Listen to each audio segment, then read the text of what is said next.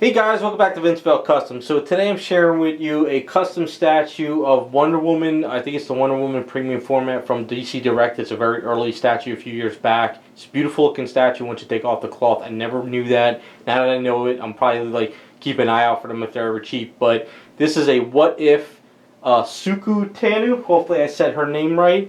From Star Wars, grew up to be an adult Sith Lord. So I thought it was a really cool idea. The client that I worked for, I did some work for him in the past, and I thought it was a really good idea to take it's kind of like a mythos, and it's just something that he wanted on his shelf, and I said, you know what, let's do it. I think it'd be a really great idea. So this is what we came up with. A lot of fun, a little bit tricky, especially with the cloth, but we'll do a rundown on all that. So in the beginning, we didn't really have a specific idea. He gave me some ideas, roughs, and we kind of did some little bit of mock-up work as I worked on it. Because if you've seen the earlier pictures in the video, there's some silly putty on the statue. I said, what if we do an outfit like this? He wanted to make sure that we saw the cleavage. He wanted to see the stomach, give her like a thong. He wanted to see a lot of skin on her. He just didn't want to be like a Sith Lord with a cape or a cloak, and then all of a sudden that's it, we're done. He really wanted to give her a little bit of that sexiness, to her. So once we pretty much got the outfit down, I started work on the outfit. I did the underwear. We figured, we'll bring up the boots a little bit because the Wonder Woman boots on her were friggin' phenomenal. They got these really cool heels on the back of the boots. They're kind of like curved.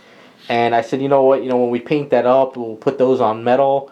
The Wonder Woman boots end right about there, so what I did is I sculpted that piece off and we gave it like some Star Wars themed stuff. Now I'm not a Star Wars fan, so I don't know exactly like what works in Star Wars and what doesn't, so he kind of helped me with stuff and gave me like design ideas.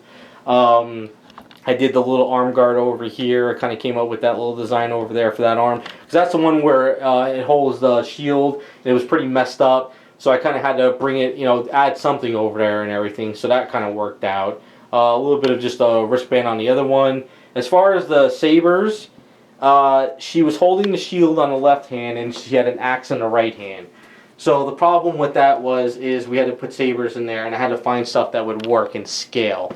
So after some design ideas and thinking about it, because this project took a long time because I really had to think about this. So it was stuff I worked on a little bit here and there. Plus I had to deal with the seamstress and then get stuff done, So what I did is I put a metal hollow brass rod in there. And then what I did is I contacted a company and I said, I need plastic, tube things. And they only had two sizes. So I had to order both sizes because I didn't know what would work. The smaller size worked out pretty cool. So what I did is I designed it where these could just pretty much slide out. And the other thing was you just couldn't order like one rod and cut it in half. You had to order a couple of them and you had to order like at least $20 worth. So I said, let me get a blue one and yellow one because I did read that yellow ones are very rare sabers. Of course the blue and green are like, the Jedi stuff. So I said, you know what, why don't we just do this, that you can put these in there and then you got like a yellow one. We wanted to put black in there, but the problem was we couldn't find any black rods. We wanted to do a white rods, but I couldn't find any white ones that would work with this. Plus, they were so clear, it wouldn't really look good. You would have to kind of paint them up, and that stuff would just come off on these. And they can't really paint these black because then they look, if you don't paint it perfectly, they might look a little funky and it might crack over time too. So he's just happy with the red ones, but at least he has yellow and blue now if he ever wants to just one day I'll change it up and put like a yellow one for the fun of it, or whatever. And then what I had to do is I had to design these little pieces over here that would click in with the cloth. Now, I give major credit to companies like Sideshow and any other companies that put cloth on their items because, when you have a seamstress or tailor working with a sculptor, you have to design it where, okay, we're going to put this piece in here, but the cloth, when we make it, it's going to be so thick, you have to make the piece like this, and you have to make it work. So I had everything designed one way. Then when I gave the patterns to the seamstress and I get it back, the stuff was a little bit thicker than I expected, so then I had to retweak the stuff, and it was just it's a nightmare. So that's why I don't really like to work with cloth stuff unless it's like a cape or something like that. This is something that was very tricky, and this is the best we could come up with, but I mean, you could work on it for months and months and months and still would never be perfect unless you have a team and really working close with this tailor and a seamstress, and they're 20 minutes, 30 minutes away from me, so it's very hard to get back and forth, and it's just a lot of work.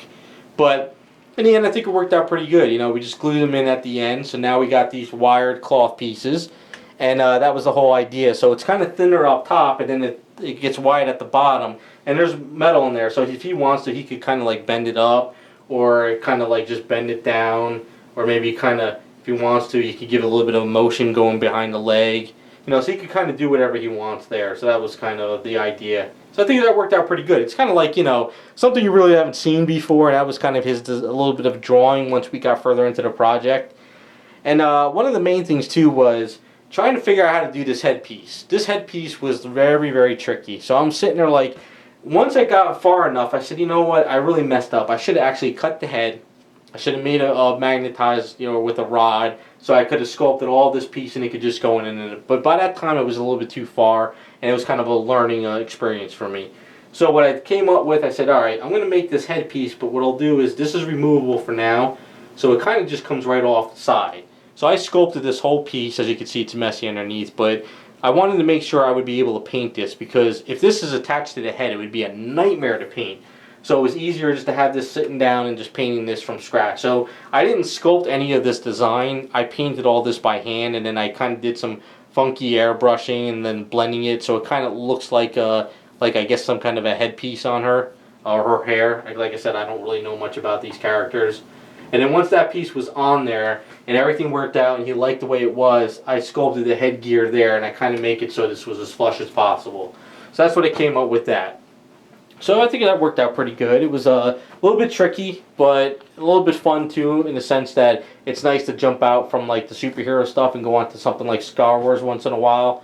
So as far as the base goes, that was a little bit tricky too, because this Wonder Woman, when she was on her original base, there's a metal peg in this foot here, and then there was one over in here as well. And the problem was, it was attached into the base, so she wasn't removable. And these feet were cracking. So what I did is I dremelled out the base, and I got into here, and I took out the pegs, and I rebuilt the feet, you know, at least in the front. I strengthened them up, and what I did was, let's do this, try to do it with the leg.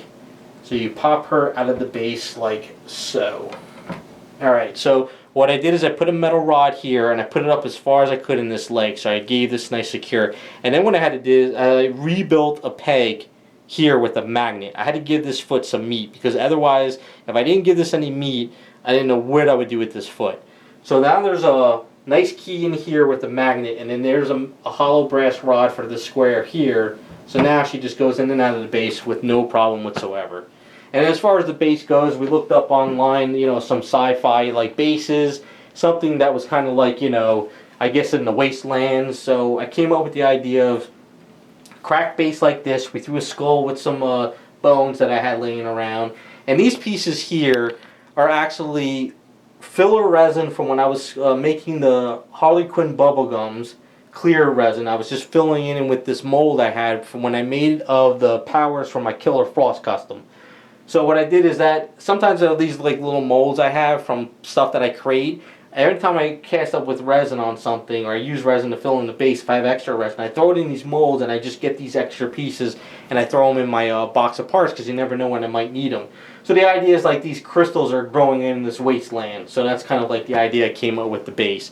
And the client liked it. You know, it's a nice heavy base now. It fills, it holds her up. She's not going to wobble. So that's kind of worked out for that. So I mean, there you go. I mean, that is the whole custom. You know, latex. You know, as far as a skin tone, just this orangey skin tone. She's got these white tattoos. So the white tattoos are like, she's got like, he sent me a bunch of pictures, and each picture, all the white tattoos are different. So I came up with my own little design from mixing all of them together. So I kind of followed the stuff for the face. I put some on the arm. I put some over here on this leg, over here by the booty that's covering up the underwear there. And then he wanted to add some tattoos to her as well. And I was just like, oh man, I was like, I'm really bad at sculpting tattoos. So I contacted Woody from Archer Fine Transfer Details. He says he's got some in the scale, so he sent me a couple sheets. So I sent it to him. So he wanted to add a tramp stamp to her butt, you know, at least on the lower back. We added onto her shoulders. We added one over here to her wrist. Let's see, one right there to her wrist. And then we added, we want one for her chest as well. Now as far as the chest is, it's lined up here and it's lined up correctly, but she's turning, so when I sculpted the outfit, these belt buckles are turning and this is turning, so everything's lined up, but it looks like it's not, but it worked out pretty cool. And then I added one over here to her lower belly. So you wanted to give her a bunch of tattoos, but not overdo it. And then as far as the face, you know, Archer Fine transfer details for the face. I weathered up the crown area, gave her some dark lipstick because some of her lips were kind of like this mahogany dark red, so we didn't want to give her too much, you know, so that's kind of when I went there. And that's it. I mean, that's pretty much the custom. It's kind of a mythos. Let me know what you guys think. I think it was a great, fun project. It's a really great idea. It's a statue I never thought looked this good once the cloth was off. And like I said, it's a lot of fun. So let's try this name of the game. It's Ahsoka. Let's go with Ahsoka Tano as a Sith Lord all grown up. Let me know what you guys think. Like I said, I had a lot of fun. And thanks for watching. We'll be back with some more videos.